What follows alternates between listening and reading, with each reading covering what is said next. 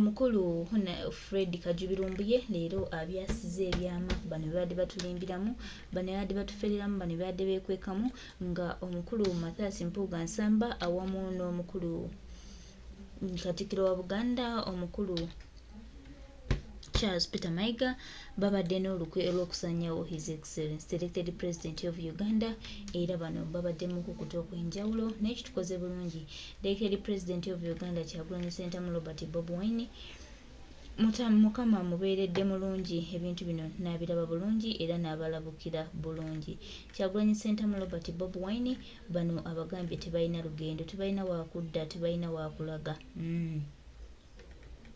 era bano tebakyalina kibagamba baganda bange mikwano gyange tongera obajjukiza n'okubagamba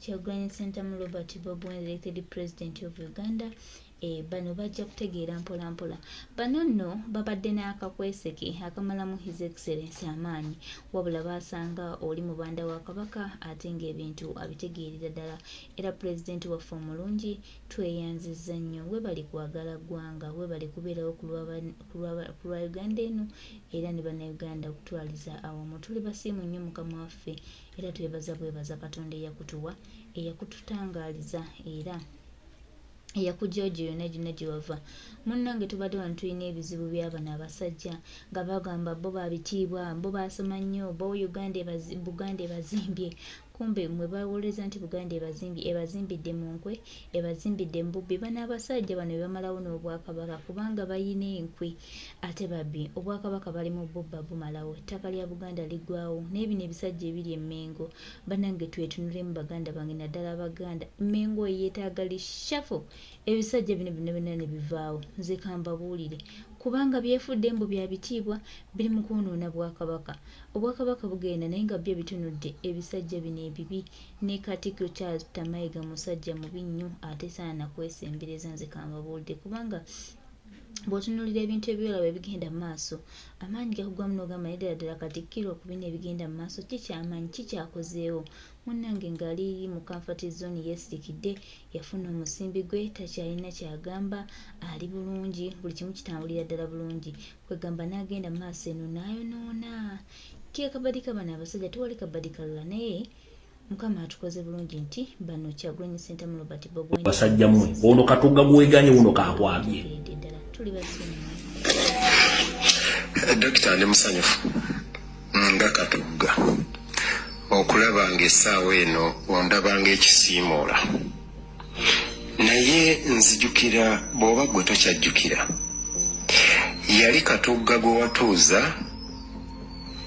omugambe nti NUP tegenda kutuuka 2026 n'olw'ensonga eyo mba nkyetaaga ebyobufuzi oyagala ontwale njogere n'omuntu asobola okuntuusa mu byobufuzi ebyesiimisa nagezaako kuwooza muntu kyoyo wambuulira nti tugende tumiitinga essale ne nkugamba olunaku lwe waŋŋamba zaali ennaku z'omwezi 25 2022 omwezi gwali gwakuna oba teweerabidde kituufu ne twawukana mu ntambula gwe n'onsookayo nasanyuka nti bwakomawo gwe wadda Nammondu ne nkugamba nabuliddwa transport yandeeta Lindako agambye omwaka 2020 na bano nabatandika mwaka ki abajjukira bano nabatandika mwaka ki kana akabinje nakatandika mwaka ki ne Mmundu abadde ayina nga temanyi ayina ne Mmundu ne Mathias Mpuuga ayina Mmundu bonna bayina Mmundu ulira era nti tugende tumiitinga essale ne nkugamba olunaku lwe waŋŋamba zaali ennaku z'omwezi 25 2022 omwezi gwali gwakuna bwe batowerabidde kituufu ne twawukana mu ntambula gwe n'onsookayo nasanyuka nti bwakomawo gwe wadda Nammondu ne nkugamba nabuliddwa transport yandeeta ate nga wali omunsuubizza nabwe kityo kaali kakodyo nga nze Katugga obutagwa mu trap yo. Ku ssaawa eno oyogera nti Kkunga yaleese obuzibu ewuwo mu constituency. Nange neebuuza nti bakansala ba NUP bakulemye batya okumaakuma okubeera obumu nga bakukkiririzaamu. Weegaana office tubuulire eyo gy'olina mu constituency eri luddawa era otuwa ekifaananyi kyayo. Kituufu oyogedde ku bakansala nti bakkunga. Olina obukakafu nti mu bukulembeze bwa Kkunga abantu abo kwe bali butuwe kijja tusanyusa. Ekyokubiri, Honorable Abedi beera mwerufu. Nzijukira ekyanjawukanya naawe ze ssente ze wanneewolako ng'oyagala amabugo ga $5,000 nga Bishop afiiriddwa w'Abakristaayo. N'onzijjako $40,000 egyali girina okutwala ttiimu ya Buddu Sembabule. Tosizanga buli nkubanja $9,000 tonyega. Ekyokusatu ekyanjawukanya naawe ke kamotoka ke twagula ng'abantu ba Tumakasi tusobole okusomba kasasiro mu Masaka City. Gwe kennyini n'okapangira olukwe ne kabula kyeninako obukakafu nti gwe neddeewo mummanyi gye kaalaga. Nawe ekityo oba okyanoonya Katugga akyalina bingi ajja kusumulula. Nzijukira waŋŋamba nti oli pulezidenti w'ekibiina ky'ebyobufuzi ova Masaka mu Lukago ekiteredde. Twali mu kampeyini yo nakubuuza ekibiina kyo kisibukawo, omuluka gw'ovaamu mulimu abali ku executive yo bameka, mu muluka gw'ovaamu baani bammemba b'ekibiina kyo nga tolina. Ne nkugamba Dokita bino oli ku byamankwetu. Kwolwo Dokita wanyiigira kati yempalana gy'ositudde. Nabwe kityo nkusaba onnyonnyole ssente ze wawa Edi Kalungi anoonye office abisasule ng'akolagana ne Kateregga wali otegeeza ki? Bakansala ng'oyita mu Kateregga be wagamba nti olina we batwala babawa emirimu gwe bakuwa obwa minisita wakyogera otegeeza ki? Kye neetaaga okumanya olyoka oyingirire Katugga. Ovumirira Kkunga because of what? Neebuuza naliwo ng'osaba essaala nga tuli ku kitebe gwe wakulembera essaala. Tewayisa kigambo Pulezidenti Bobi Wine mu kamwako. Naye wayisanga ekigambo kimu nti oyo gw'otuleetera ttaka ggwe mumire bw'aba agenda kutulugunya Bannayuganda wali otegeezaani. Dr. Abedi nsanyusa okuwuliza, nkuwulidde emirundi mingi nakwesonyiwa okunyega olw'ensonga ez'enjawulo. Ndi mu kwewuunya omubaka wa Parliament Dokita nkujjukirako e Makerere ng'osomesa abantu ebyobulimi ng'oli mu tenti nga nze ndi chairman wa UIP mu Kawempe. Naye nkwewuunyako ekintu kimu, okukkiriza okusika ekitiibwa kyo kye tutunuulira nti oli mbaka wa Parliament, oli Dokita, oli mumanyi n'ojja okyenkanyenkanye n'ekya Katugga. Okulaba kati Katugga ndi ku levo y'emu naawe. Ndowooza kyetaagisa tuseeyo ffembi empapula ku kisanja ekiddako nkuvuganya. Naye nga nze nsuubira nti ng'omukulembeze ayeyitibwa NUP si kyabwenkanya nga bakansala abatasukka 40 abava mu division ya Kimanya Kabonera bakulemye okukumaakuma okukwata obumu okuba n'eddoboozi erimu n'otandika kuleekaanira Katugga. Katugga gw'osumulula tomutegeera asirise. Bw'onaabo neetaaga ngenda kutandika era ntandise leero. Dokita, njagala nzikirize nti gwe wajja n'osaba mukyala Florence Namayanja Katugga akuyambeko mu kaluluko. Mu kaluluko bwe ntuuka nina ebibuuzo bye nakubuuza. Mu bibuuzo bye nakubuuza mwalimu ekibuuzo ekigamba nti nga ggwe pulezidenti wa PDP mumuluka muva abakulembeze boolina bebaani. Dokita nkakasa toyina. Kituufu nakuddamu nekugamba oba tolina kitegeeza tugenda kutandikira ku zero. Bwe gwali twatandikira ku zero. Dokita olina kyeweerabidde nti katugga ekimu kufuula nti tokyawulira bwagazi gyali. Kugamba nsonga ntuufu. Gwe wangamba nti Bobi Wine tasaanidde kubeera president olw'embeera ze ng'omuntu. Dokita, gwe kennyini wanneewolako sente ng'oyita muddeewo. Emitwalo 5 gyali gya mabugo. Emitwalo 4 gyali gya ttiimu ya Buddu ng'egenda Sembabule. Dokita, buli lwe nkusaba sente ezo okitwala bubi era olabira ddala nga byenkola si bye wandyagadde. Naye nkujjukiza nti katugga gw'olaba nti talina mugaso, naye kyavudde alaba lwaki ebbanga lyonna nina obukakafu kuba naliko emyaka 10 ku palamenti. Buli mbaka wa palamenti bamuwa ssente za ofiisi ya constituency. Oba wewakana wa ofiisi ba ali gye balaze tulage ofiisi yo ng'omubaka wa palamenti mu kimanya kabonera eri luddawa.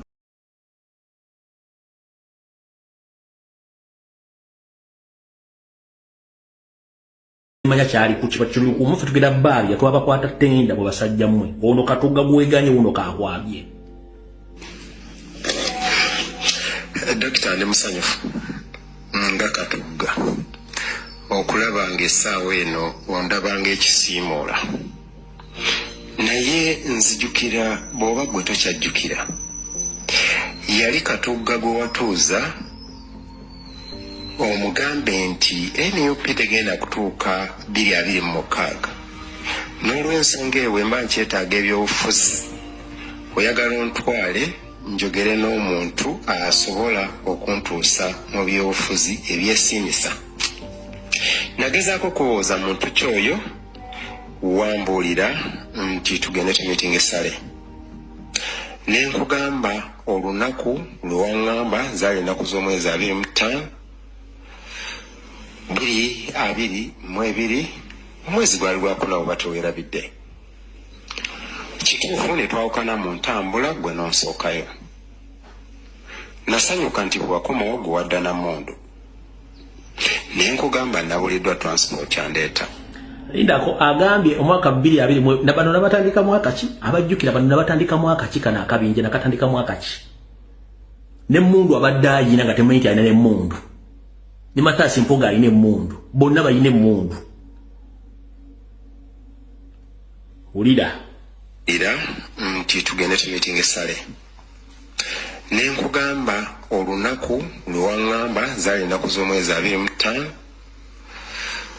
2022 omwezi gwali gwakuna bwe batoweerabidde. Kituufu ne twawukana mu ntambula gwe n'onsookayo.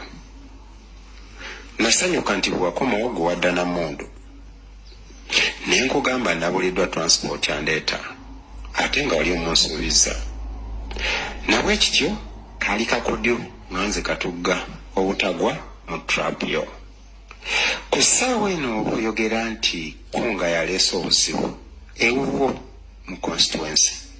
Nange neebuuza nti bakansala ba NUP bakulemye batya okumaakuma okubeera obumu nga bakukkiririzaamu. Weegaana office tubuulire eyo gy'olina mu constituency eri luddawa era otuwa ekifaananyi kyayo. Kituufu oyogedde ku bakansala nti bakungu. Olina obukakafu nti mu bukulembeze bwa kunga abantu abo kwe bali. Butuwe kijja tusanyusa. Ekyokubiri, Honorable Abedi beera mwerufu. Nzijukira ekyanjawukanya naawe ze ssente ze wanneewolako ng'oyagala amabugo ga mitwalo 5 nga Bishop afiiriddwa w'Abakristaayo. N'onzijjako emitwalo 4 egyali girina okutwala ttiimu ya Buddu Sembabule. Tosizanga buli nkubanja emitwalo 9 tonyega. ekyokusatu ekyanjawukanya naawe ke kamotoka ke twagula ng'abantu ba tumakasi tusobole okusomba kasasiro mu Masaka City gwe kennyini n'okapangira olukwe ne kabula kyeninako obukakafu nti gwereddeyo mumanje kalaga nabwekityo oba okyanoonya Katugga akyalina bingi akyakusumulula nzijukira waŋŋamba nti oli pulezidenti w'ekibiina ky'ebyobufuzi ova Masaka mu luka gw'ekiteredde twali mu kampeyini yo nakubuuza ekibiina kyo kisibukawo omuluka gw'ovaamu mulimu abali ku executive yo bameka mu muluka gw'ovaamu baani bammemba b'ekibiina kyo nga tolina ne nkugamba dokita bino oli ku byamankwetu kwolwo dokita wanyiigira kati yempalana gy'ositudde nabwekityo nkusaba onnyonnyole sente zewawa Edi Kalungi anoonye office abisasule ng'akolagana ne Kateregga wali otegeeza ki bakansala ng'oyita mu Kateregga be wagamba nti olina we batwala babawa emirimu gwe bakuwa obwa minisita wakyogera otegeeza ki kyeneetaaga okumanya olyoka oyingirire Katugga ovumirira Kkunga because of what neebuuza naliwo ng'osaba essaala nga tuli ku kitebe gwe wakulembera essaala tewayisa kigambo pulezidenti Bobi Wine mu kamwako naye wayisanga ekigambo kimu nti oyo gw'otuleetera ttaka ggwe mumire bw'aba agenda kutulugunya bannayuganda wali otegeezaani Dr. Bedi nsanyusa okuwuliza nkuwulidde emirundi mingi nakwesonyiwa okunyega olw'ensonga ez'enjawulo ndi mu kwewuunya omubaka wa palamenti edokita nkujjukirako e Makerere ng'osomesa abantu ebyobulimi ng'oli mu tenti nga nze ndi chairman wa UIT mu Kawempe naye nkwewuunyako ekintu kimu okukkiriza okusika ekitiibwa kyo kyetutunuulira nti oli mbaka wa palamenti oli dokita oli mumanyi n'ojja okyenkanyenkanye n'ekyakatugga okulanga kati Katugga ndi ku levo y'emu naawe ndowooza kyetaagisa tuseefembi empapula ku kisanja ekiddako nkuvuganya naye nga nze nsuubira nti ng'omukulembeze ayeyitibwa NUP si kyabwenkanya nga bakansala abatasukka 40 abava mu divisioni ya Kimanya Kabonera bakulemye okukumaakuma okukwata obumu okuba n'eddoboozi erimu n'otandika kuleekaanira Katugga gw'osumulula tomutegeera asirise bw'onaaba neetaaga ŋŋenda kutandika era ntandise leero dokita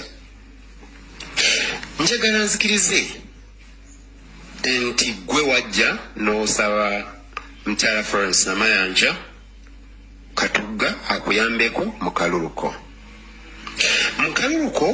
bwe ntuuka nina ebibuuzo bye nakubuuza mu bibuuzo bye nakubuuza mwalimu ekibuuzo ekigamba nti nga ggwe pulezidenti wa PDP mu muluka mwova abakulembeze b'olina be baani dokita nkakasa toyina kituufu nakuddamu nekugamba oba tolina kitegeeza tugenda kutandikira ku 0 bwe gwali twatandikira ku 0 dokita olina kyeweerabidde nti Katugga ekimu kufuula nti tokyawulira bwagazi gyali kugamba nsonga ntuufu gwe waŋŋamba nti Bobi Wine tasaanidde kubeera pulezidenti olw'embeera ze ng'omuntu dokita gwe kennyini waneewolako sente ng'oyita muddeewo 5,000 gyali gya mabugo 4,000 gyali gya ttiimu ya Buddu ng'egenda Sembabule dokita buli lwenkusaba sente ezo okitwala bubi era olabira ddala nga byenkola si bye wandyagadde naye nkujjukiza nti Katugga gw'olaba nti talina mugaso naye kyavudde alaba lwaki ebbanga lyonna nina obukakafu kuba naliko emyaka 10 ku palamenti buli mbaka wa palamenti bamuwa ssente za ofiisi ya constituency oba wewakana wa ofiisi ba ali gye balaze tulage ofiisi yo ng'omubaka wa palamenti mu kimanya kabonera eri luddawa tusuubira nti olwaleero we bunaazibira ng'otwadde ekifaananyi kya ofiisi yo netegeera weeri bwe kiba tekiriiyo tulina obukakafu ali gy'alaze yeeyo eyakimanya kabonera. Ebyo muwulidde bigambo bitukuvu be abasajja ba Deep Block era ye mukulu Abedi Kapale Bwanika akomunda bya abasajja ne wetubanabo nalwana nabo for the last 3.5 years ne mulyoka muntu alaganya ne mumpita kyemwagala nganze ndowooza bwino muba mumufunidde ddala bulungi Kyagulanyi Center mu Robert Bob Wine bino bijje byatugamba nti banange twetunulemu tulabe byetutambuza bitatulaba abantu bano betuyita nabo abantu bano balina missions endala Mathazi Mpuuga Nsamba bano abantu bano abeefuula bano mbusimayanga baganda bakuno bebamazeewo Buganda bebamazeewo Ssaabasajja Kabaka basobola n'omutunda olw'okuba bo balina ebyabwe bayisaawo naye baganda bange mikwano gyange Kyagulanyi Center mu Robert Bob Wine ajja kuba wanjawulo era bingi ebyenjawulo bijja kuba bituukawo tusuubira nti ono propaganda agenda maaso n'okwogerwa era n'okukolebwa tusuubira nti bino byonna lukwe lupange lukwe lukwesise naye tujja biyitamu era tujja kuba abawanguzi.